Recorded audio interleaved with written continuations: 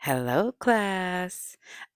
This is Sarah's one on one. You may recall we were doing a full set of sculptured acrylic, and you can assume, of course, we've already done the perfect nail prep. We've washed our hands, we have wiped down the nails with acetone and our trusty blue shop towel squares to prevent more lint and fuzz in our situation. And I've pushed back the cuticles. I only trim away what's white and waving at us, what might get in the way of that perfect application. You'll notice with the forms, I like to get it underneath the free edge, a light tap on the sides of the finger, fix the very end near the free edge, and then secure the form sticker by the knuckle. That seems to be the pattern that works best for me. I know there's many a ways to get a form on, but that's my tried and true. Her shape of fingernails slash free edge were really conducive to the form shape, so I didn't have to do any trimming. But remember that if ever a form is just not going flush underneath that free edge, just trim the corners. Give yourself more of a square opening instead of a round opening where that free edge goes, and that should cure your issues. So you'll notice I'm laying down that first bead, and I can already tell there's a little bit of tension in the arm. I just need to adjust things before I get any further because I couldn't completely manipulate the finger the way I needed to. So I'm rolling up a towel, resituating it for her wrist. I wiped off the bead that I set down and I'm starting over. And that is going to be the lesser of the two evils. It's always better to just get rid of a bead that is not working for you for whatever the reason. The ratio of the bead was great, but I was fighting the hand and the finger, and I knew I wasn't going to get a smooth application. So take the time to readjust. And I know I've told you this before, but I'll say it again. Remind your client that they're not doing anything wrong because you have to move their hand, and that you might have to move their hand 5 more times because each finger deserves a different angle. And that's so that you can do your best job and, in some cases, your best safe job, right? Okay, so back to acrylic application. Your first bead, we want this to be your driest bead. I like to make contact with both the free edge of the nail and the form. You might try on the idea of you are creating your tip out of that acrylic. You're laying the bead where you would normally attach a tip, and you are creating the free edge slash length and shape of the tip that you want. So right now, that first bead, your driest and usually your biggest bead, you want to have control over it. It's important that after you lay down your bead, you're wiping off the excess acrylic that's on your brush and get your brush wet before you start to shape it. This should be a quick motion. You shouldn't have to take too long to drop your bead, and you shouldn't have to take too long to wipe your brush and pick up some monomer. Having your brush wet with a little bit of monomer at all times helps you not stick to the product, because as you go to use your brush, if your brush is dry, that acrylic is just going to start polymerizing onto those bristles. As soon as that monomer and polymer are touching, it is polymerizing. It is curing and fusing together. It's multiplying in a way to create the hard acrylic that we know and love. So you want to get it off your brush as soon as possible. Lay down the bead, wipe off the excess, get it damp, and use the belly to flatten it. A lot of the times when I'm watching people begin with acrylic, they're sort of scooping the product onto their brush and they're using the tip of their brush a lot. Perhaps because we do that quite a bit with gel, And maybe that's what a lot of you guys are used to. But with acrylic, mostly you're going to use the belly and the side of your brush to mush and shape. And again, you're going to want your brush wet when you do this, or else your acrylic is just going to want to stick to your bristles. When I lay down my free edge, I'm using the belly to mush it to the width that I want, and then I use the side of my brush to clean up the free edge and the shape on the edge. Here with the second bead, you'll notice I'm using the belly of the brush to make it smooth, to make it become one with the free edge that I just laid down. I'll be using the side of the brush to clean up the side walls of the enhancement. The last bead should always be the wettest bead and the smallest bead. You should still have full control over this. When I say wettest bead, it still needs to be a consistency where you're in control of it. You shouldn't be chasing it. It should also be wet enough that you just put it right into place, leaving that itty bitty line of nail plate before the skin down by the cuticle and the proximal nail fold. But you set that last bead into place, and the excess, drag it up the rest of the enhancement. And that just helps it smooth out the whole enhancement. Practice that consistency, that it is almost like when you're playing with gel, it should be movable. You're getting it close and flush to the nail plate all along the proximal nail fold, and the rest of it, you're almost polishing down the rest of the nail, if you will, almost as if that last acrylic bead is the perfect consistency of your perfect top coat. It just takes practice. And again, remember the variance of the room. The warmer the room, the warmer the hand, the quicker your acrylic is going to set up. Keeping your brush wet helps it slow down a little bit, the curing process.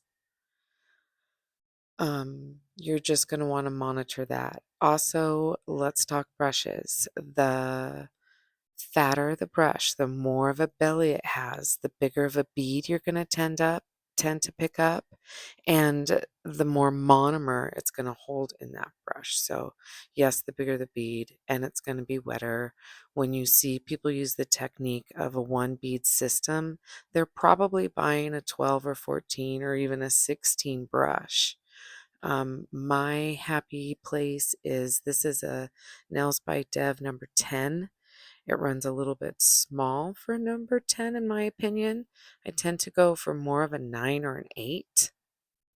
I do like an oval because I do like to just keep my brush wet so I can do this, so I can use the sides of it and the belly of it constantly to continually shape my enhancement until I'm pleased with it.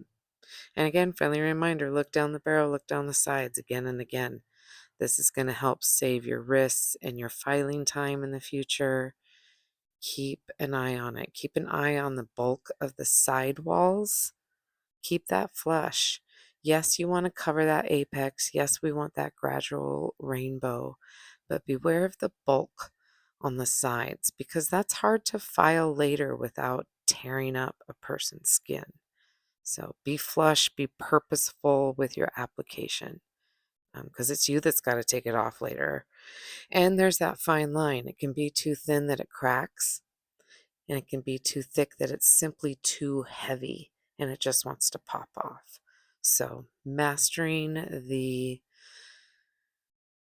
quickness, yes, of how you can lay down the consistency of the beads and allow them to cure together in one piece before one gets a chance to dry up before you lay the other down. And making your application so that when you go to file every little bit of it, and I do file every little bit of it, that you aren't reshaping the nail. You're simply balancing it, smoothing it out, almost like a fine finish, just so that your polish goes on gorgeous.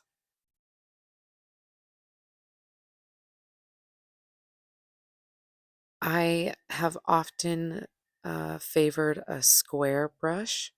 It's going to have shorter bristles and less of a belly. So you, by nature, are just going to pick up smaller beads and drier beads at that. It's a good beginner's brush if you're interested in getting one. The one I have, they no longer make. It used to be an OPI number 8 square brush.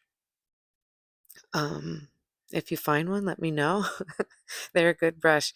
They're great when you have someone with small nail beds as well in general, and for fills on someone with small nail beds because it just picks up a nice little amount across the square edge of a brush, as you can imagine. So the process again, it is handy to hold that form and finger in that way so that that form is resting on my finger. It can't go anywhere. I'm in control while I'm applying this. Super important. Your driest bead, make contact with the nail and the form. Even if it's a nail biter, try to make contact with where their natural nail ends and the form.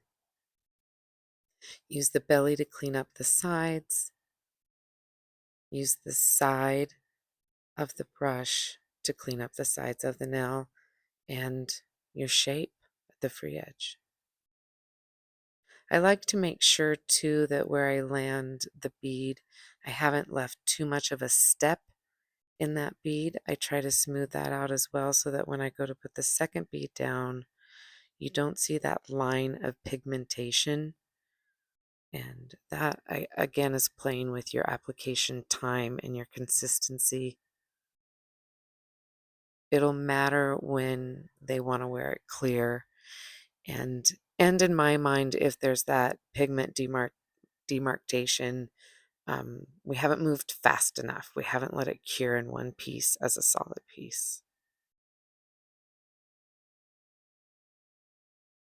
Remembering always to wipe off the excess on your brush and just keep it wet with monomer while you're shaping.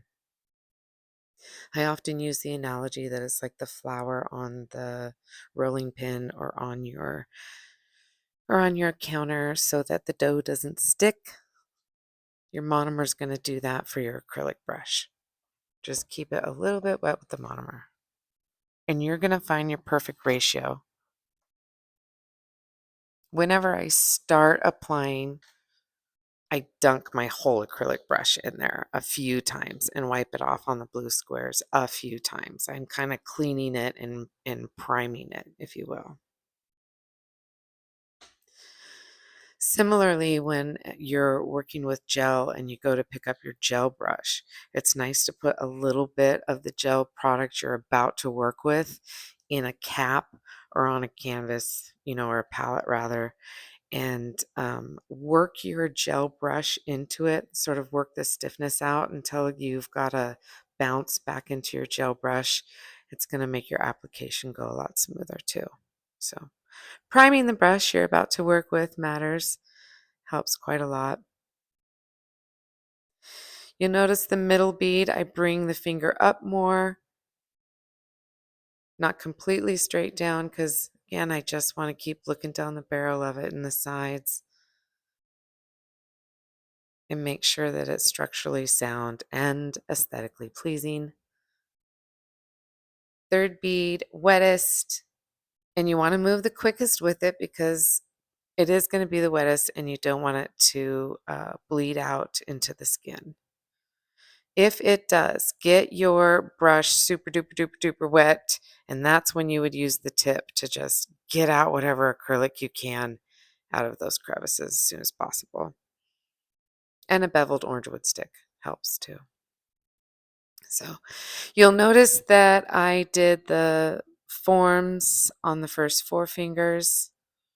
I may have already explained this. As you can imagine, I've taken a few voiceovers with this, but I like to do the first 4 and then save the thumb for last because I find as people just naturally relax their hand, The thumb form tends to get messed up, and I'm repositioning it or reapplying it, 8 times out of 10 times. So why not just save it for last and do it one time, no matter who I'm working on?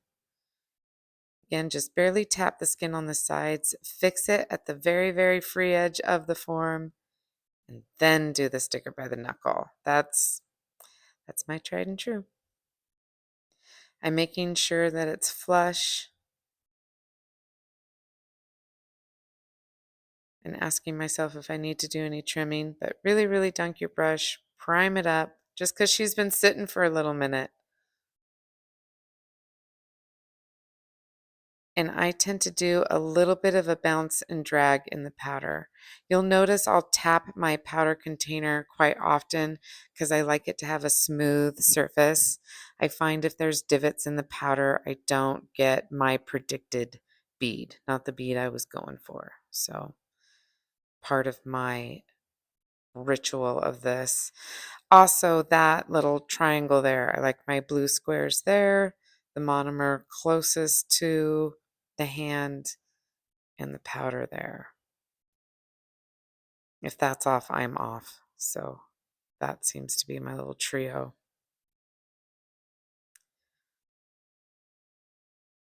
Again, consider using the belly to flatten the free edge. Consider what the free edge could look like. Try not to leave a lot of bulk out of there, even though we know we can clean up underneath it. You can use the belly to bevel it, make it a little bit thinner, and that will naturally, if you're holding your brush right and putting your pressure in the right place, that will naturally help encourage the apex at the other angle of that pressure.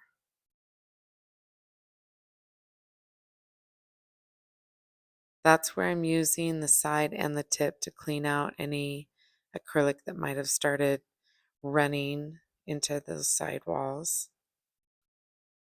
And I noticed there was a scoop at the apex, so I'm adding it now before I even move on.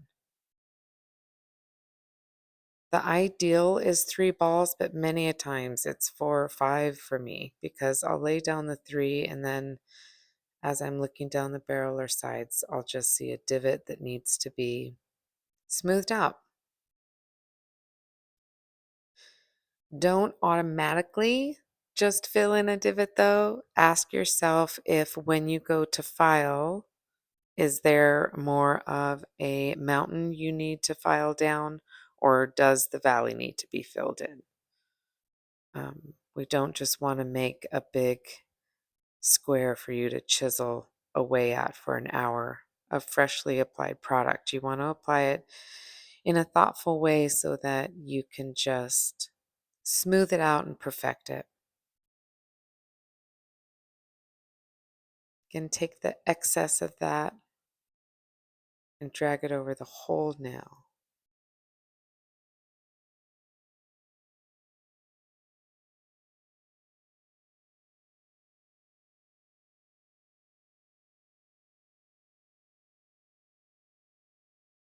I can see where there was a little bit of a divot there, so just a small wet bead, and again, dragging it down through the whole nail until it's smooth.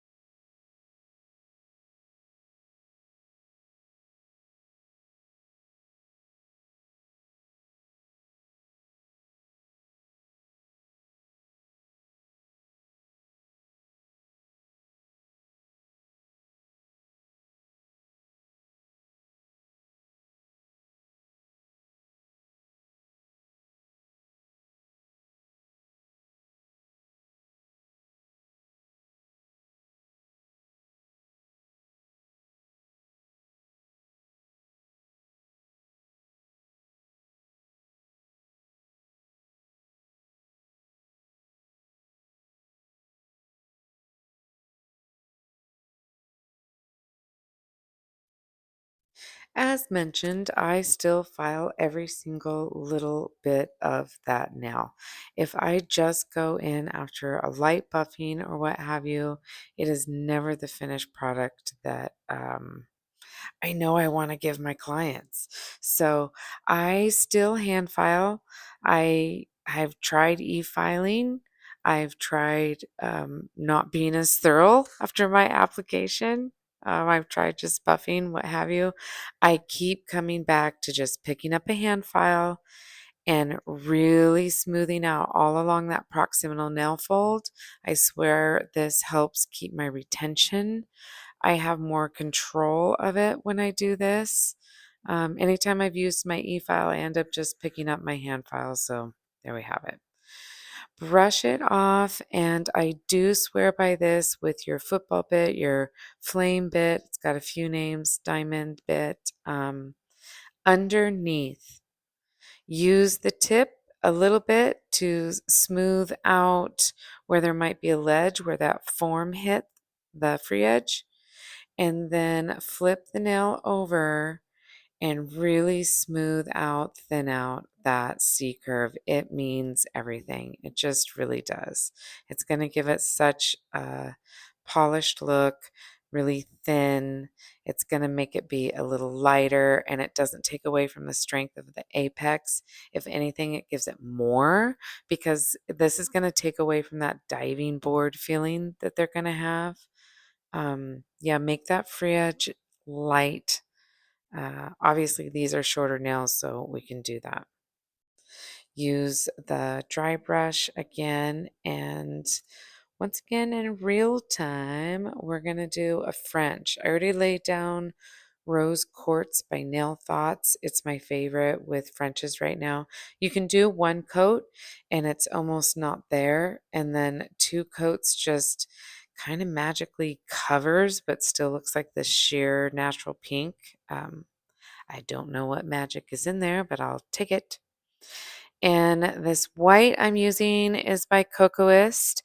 It's called Bluey White. When I first ever opened it up, I didn't think I would ever like it, and now it is my favorite white to do a short French with. I say short because it would be a lot of product to do a really long guy. For that, I would choose Chon Legend Cantaloupe. But this is an angled brush from Cocoist, and it works beautifully to just pick up a little bit of this product on either side of the brush to help you create a super crisp smile line. One could argue that you could probably do it in one coat because this gel really has a special viscosity. You can move it and manipulate it until you're happy with it. But I am most confident with creating my smile line with that first coat, really getting the sides good, covering the free edge, and then whatever excess is on my brush, I fill in the free edge. I'll cure it, and then you'll notice I do go over it again, capping the free edge. I'll crisp up the corners. I usually have, and in this case I did have it on hand, I'll have a detail brush on hand in case I really, really want to make those sides pointy. But this brush was really working for me that day and was coming out really crisp and nice. The bluey cast in the white casts out the pink undertone that one typically puts their white over in a French. So, or the pink undertone.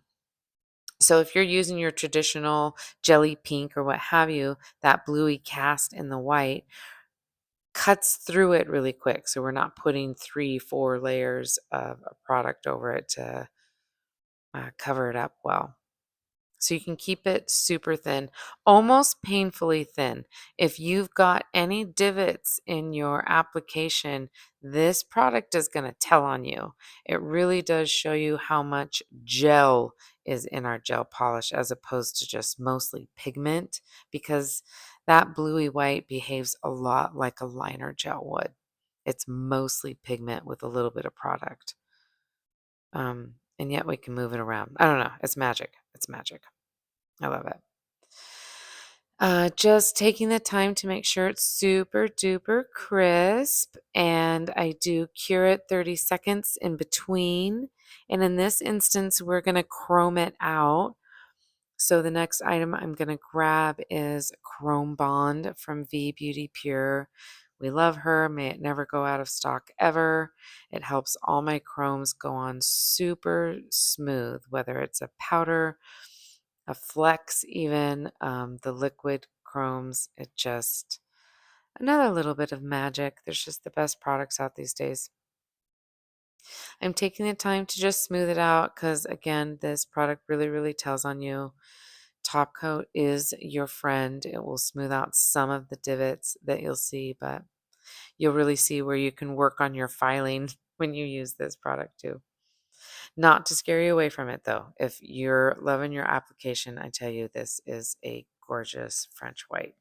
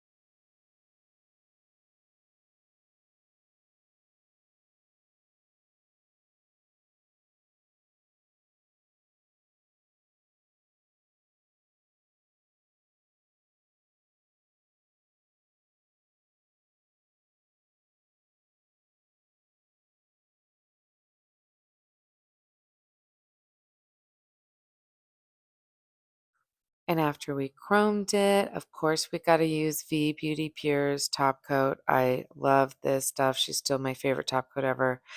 Sometimes with chrome, after I cure this, I'll see a little bit of separation on the nail. Don't fret. You don't even have to buff it. Just put one more coat over that and cure it again, and it will still be the top coat you know and love.